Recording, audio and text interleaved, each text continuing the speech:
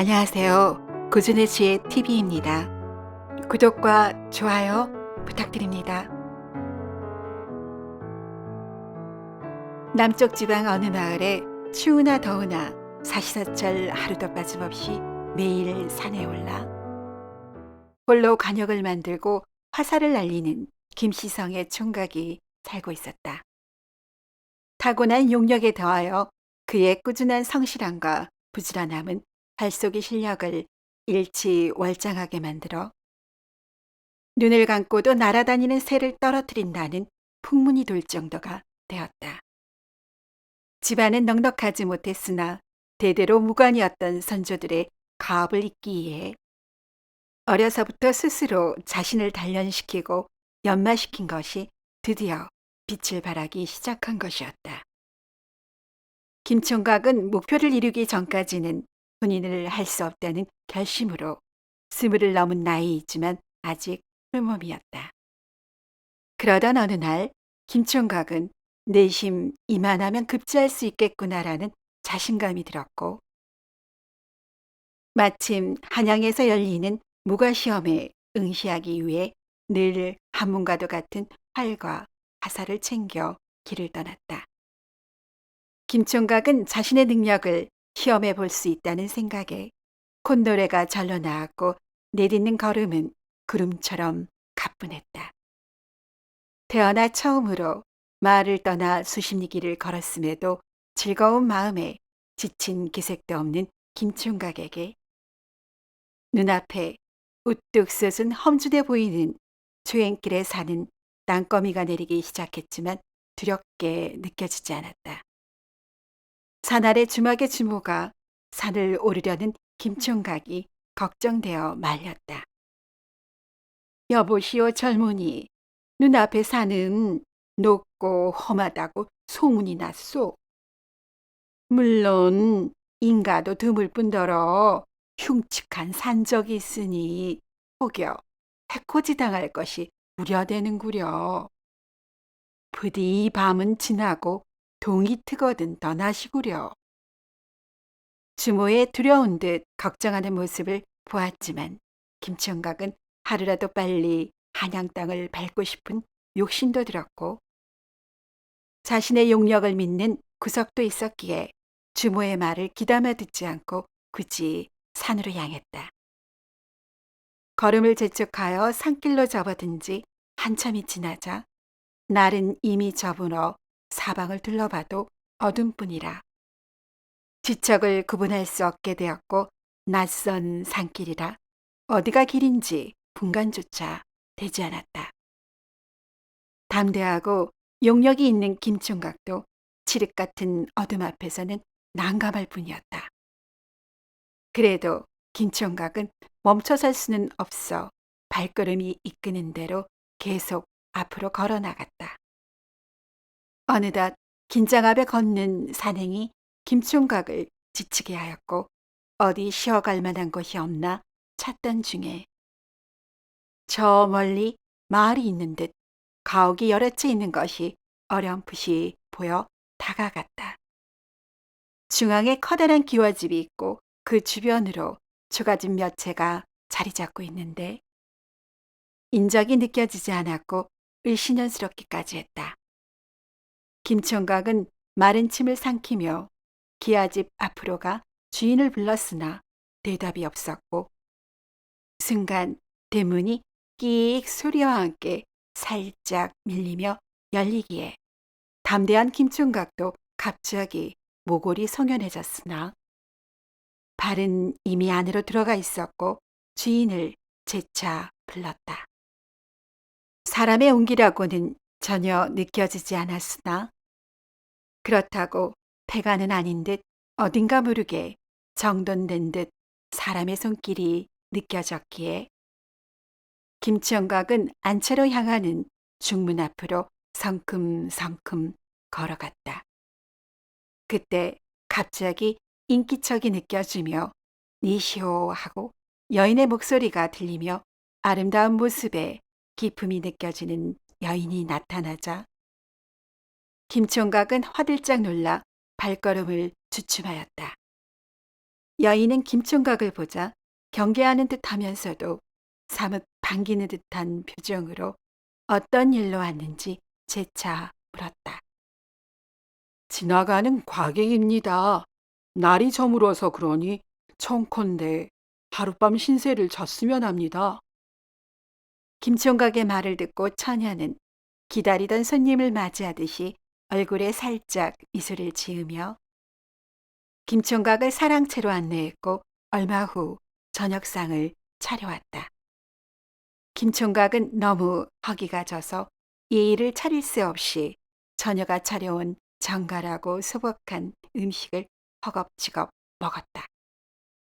처녀는 손님이 저녁을 먹는 동안 찬찬히 옆에서 챙겼으며 급히 식사를 마친 김총각은 허기 채우기에 급급하느라 자신의 행동이 경망스럽지는 않았는지 겸연쩍어하며 헛기침을 한 뒤 말했다. 어허, 이리 맛있는 음식을 대접해 주셔서 고맙습니다. 초면에 신뢰가 많았습니다. 너무 허기도 지고 또 저녁상이 너무 먹음직스러워 경망스러운 모습을 보여드렸습니다. 저는 무과 시험을 위해 한양으로 가는 중입니다. 그나저나 어찌 연약한 처자께서 홀로 이리 너른 집을 지키고 계신지요? 처녀는 김총각의 질문에 돌아앉아 눈물을 훔치더니 울먹이듯 말을 이어갔다. 손님, 소녀는 본디 양반가의 여식으로 한때는 집안이 부유하여 이 집 주변의 촌락은 노비 권석에 거처이고 앞에 펼쳐진 너른 땅은 모두 집안 소유입니다. 이렇게 말문을 열고 그간의 사정을 수상히 얘기했다. 기실 얼마 전까지만 해도 처녀는 행복하게 잘 살고 있었는데 어느 날 괴력의 산적이 촌락으로 들이닥쳐 부모님과 식솔들을 모두 해하고 자신은 탐내어 범하려 했다고 한다. 처녀는 자신마저 세상을 하직하면 원수를 영영 갚지 못할 것 같아 기지를 발휘하여 자신이 몸이 허약해서 예전부터 먹어왔던 깨 한 자루를 다 먹을 때까지 기다려달라고 했으며 그때가 되면 기꺼이 화하겠으나 만약 억지로 범하려 든다면 자진하겠다고 말하여 산적의 마음을 겨우 돌렸다고 했다. 산적 역시 처녀가 이미 자신의 손안에 있으니 굳이 목숨을 끊게 하는 것이 이롭지 못하다는 생각에 물러섰다고 하였다. 그 이후로 날이 새면 어김없이 찾아와 처녀를 희롱하고 깨를 다 먹었는지 확인한 후에 간다고 했으며 이제는 깨도 다 먹은 터라 다음 날 날이 새면 산적과의 약조를 지켜야 한다고 했다. 그동안 여러모로 복수를 생각해 봤으나 힘이 워낙 장사인 괴물 같은 산적이라 뾰족한 방도가 없었다고 했다. 그간의 사연을 말하고 처녀는 분한 마음에 이를 악물고 울면서 말하였다. 손님, 저는 이날 이때까지 부모님과 가솔들의 원한을 풀기 위해 온갖 수모를 견뎌왔습니다. 허나 보시다시피 친척들은 멀리 타향에 떨어져 있고 연약한 여인의 몸으로 홀로 어찌 흉포한 괴한을 감당하겠는지요. 부디 소녀를 불쌍히 여기셔서 저의 원한을 풀어주십시오. 김총각은 이렇게 간절히 눈물을 흘리며 애원하는 처녀가 가엾게 여겨졌으며 마음이 무거워졌다. 김총각은 한동안 생각하더니 결심한 듯 처녀에게 말했다. 낭자, 그 산적의 용력이 대단하다고 하나 금수만도 못한 짓을 저지른 것을 모른 체하고 지나친다면 내 어찌 사나이 대장부라 할 수 있겠소. 내 사활을 걸고 산적놈을 징벌하겠소이다. 김총각이 승낙하는 말을 듣고 처녀는 기뻐하더니 잠시 생각하며 말했다. 두령님, 생명부지의 소녀에게 이 엄을 무릅쓰고 이리 은혜를 베푸시니 진심으로 고맙습니다. 다만 그놈의 용력이 대단하니 그 자를 쓰러뜨리려면 힘으로 하기보다는 계략이 필요할 듯 싶습니다. 처녀는 이어서 말하길 이 집과 숲 사이에 깊은 연못이 가로질러 있는데 아침녘이 되면 산적이 건너편 숲에서 나와 연못을 헤엄쳐 이 집으로 난 길을 통해 올 것이니 헤엄을 쳐서 기운이 빠진 틈을 노려 화살로 놈을 해치우면 될 것이라는 계책을 말했다. 김총각은 처녀의 계책에 맞장구를 쳤으며 새벽 동트기 전에 연못가에 숨어 산적이 연못을 건너기를 기다렸다. 동이 튼 지 얼마 지나지 않자 과연 구척 장신의 장사가 건너편 연못가에 흉악한 모습을 드러냈으며 이내 옷을 훌훌 벗어던지고 가벼운 차림을 하고 연못으로 뛰어들어 헤엄치기 시작했다. 엄청난 계력으로 헤엄을 치는지라 거대한 물보라가 일어났고 연못 중간에 이르러서도 지치는 모습을 볼 수 없었다. 김총각은 더 이상 놓아두면 연못을 다 건널 듯 싶어 급히 화살을 날렸다. 화살은 어김없이 산적을 맞추었으나 산적은 아랑곳하지 않고 화살이 날라온 곳으로 몸을 돌려 헤엄쳐오기 시작했다. 김총각은 산적의 계력에 놀랐으나 침착하게 급히 화살집에서 화살을 뽑아 연사를 날렸으며 모두 산적을 명중시켰다. 하지만 산적은 멈추지 않고 괴력을 발휘해 빠른 속도로 김총각의 코앞까지 헤엄쳐오자 위기일발의 상황 속에서 김총각이 차분하게 날린 마지막 화살 한 대가 산적의 급소를 명중시켰다.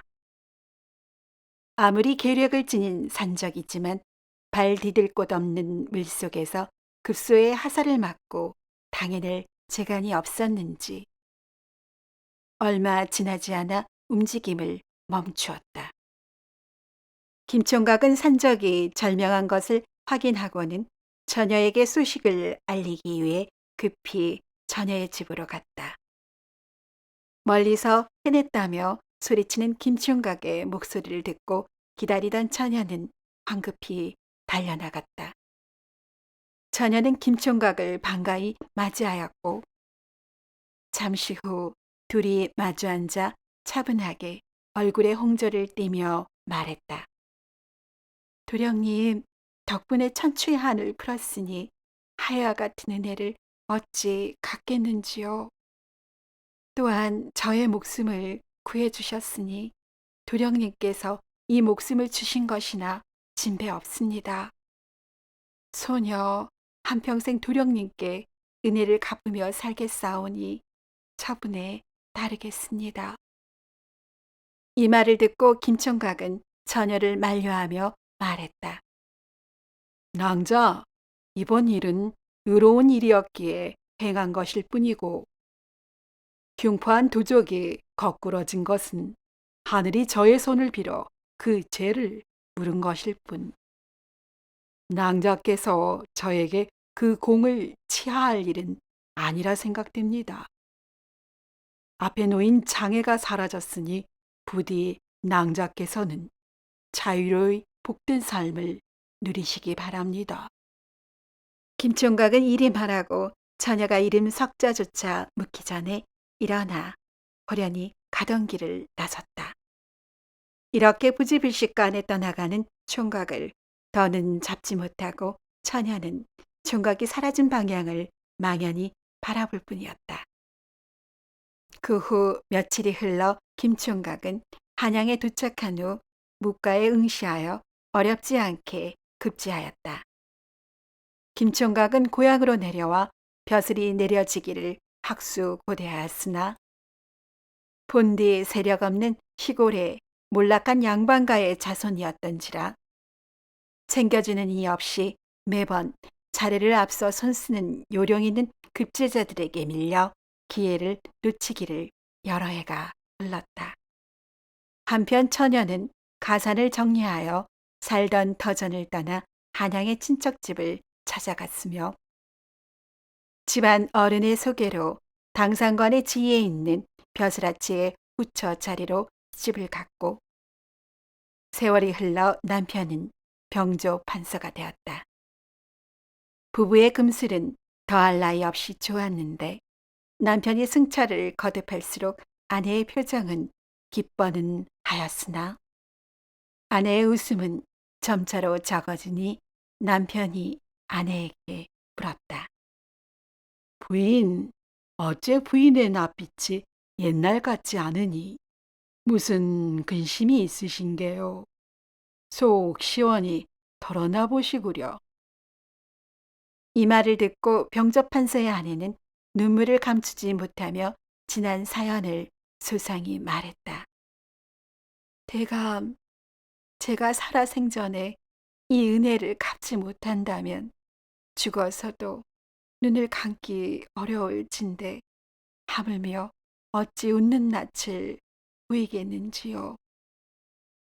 남편 병조판서는 이 사연을 듣고 아내에게 은혜를 베푼 김총각이 고마웠고 이리저리 수소문하여 김총각을 찾으려 해도 찾기 어려워지자 김총각이 무관이 되려 했다는 단서에 기대어 자신을 찾는 시골 사람들에게 특이한 내력을 말하도록 하여 귀 기울여 들었다. 이러길 여러 달이 흐른 어느 날 병조 판서 댁에 시골에서 올라온 선달 한 명이 판서를 뵙기를 청하기에 별 기대 없이 판서가 마주 앉았다. 그동안 찾는 김총각이 나타나지 않았던 차에 이번에도 그저 그런 이야기를 늘어놓는지라 이번에도 아니구나 하는 생각에 손님을 배웅하려 하는데 이를 눈치챈 선달이 다급하게 말했다. 어호, 이런 이야기도 혹여 대감께서 관심을 두시려는지 모르겠습니다만 제가 여러 해 전에 과거길에 홀로 된 낭자를 한난에서 구한 적이 있사옵니다. 이리 말하며 선달이 쑥스러운 듯 지난 일을 얘기하자 판사는 급히 안채의 아내에게 연통하여 병풍 뒤로 난 문으로 들어와 선달을 엿보도록 일렀다. 병풍 뒤에 당도한 아내는 잠시 기억을 더듬더니 눈물을 흘리며 병풍 앞으로 나와 말했다. 은인을 예서 뵙습니다. 그동안 찾고 또 찾았습니다. 기부인이 자신을 알아보는 것에 김선달은 화들짝 놀랐고 기억을 더듬어 보니 바로 수년 전 자신이 구해주었던 그 처녀인 것을 확인하고 기뻐했다. 기실 김선달은 여러 해가 지나도록 벼슬이 내려오지 않자 처자식에게도 미안하여 근본 병조판서가 시골 선달들을 만나준다는 소문을 듣고 속는 셈 치고 찾아온 것이었다. 병조판서와 그 아내는 은인인 김선달을 극진히 대했고 이웃에 김선달과 가족이 기거할 수 있도록 집 한 채를 마련해 주었으며 얼마 지나지 않아 어영청 군관의 첩지가 내려졌고 이후로도 승차를 거듭하여 높은 벼슬에 이르렀다. 병조판서의 아내는 자신에게 생명을 준 부모와 같으니 김선달을 아저씨라 칭하여 친척처럼 대했고 두 집안은 대대로 서로 우애하고 챙기며 행복하게 잘 살았다고 전해진다. 오늘도 이야기를 시청해 주신 여러분께 감사드립니다. 재미있는 이야기로 곧 찾아뵙겠습니다.